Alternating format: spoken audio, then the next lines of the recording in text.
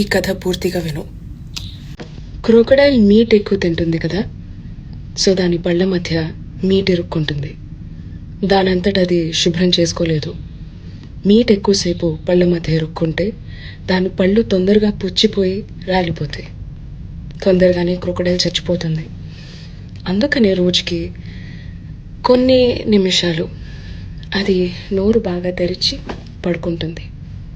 దగ్గరలో ఉన్న పక్షులన్నీ దాని నోట్లోకి వాలి పళ్ళ మధ్య ఇరుక్కున్న మీట్ని తీసుకొని తింటాయి.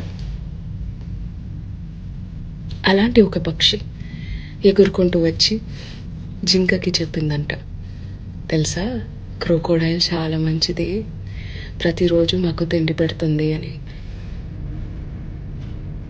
జింక చెప్పిందంట, మొన్నే నా బిడ్డని చంపేసింది, నా కళ్ళ ముందే నా బిడ్డని తినేసింది, దాన్ని మంచిదంటావేంటి అని. ఆ పక్షి వాదిస్తుంది, లేదు అలాంటిది నేను నోట్లోకి వెళ్ళి కూర్చుంటున్నా, నన్నేం చేయట్లేదు అని. బేసికలీ జీవితంలో క్రోకోడైల్ లాంటి వాళ్ళు ఉంటారు. వాళ్ళ స్వలాభం కోసం కొంతమందికి సహాయం చేస్తూ ఉంటారు. ఎవరైనా వచ్చి జింకలాగా వాళ్ళ కష్టాలు చెప్పుకున్నప్పుడు నమ్మడం నమ్మకపోవడం వేరే విషయం, కనీసం విని అర్థం చేసుకునే ప్రయత్నం చేస్తే బాగుంటుంది.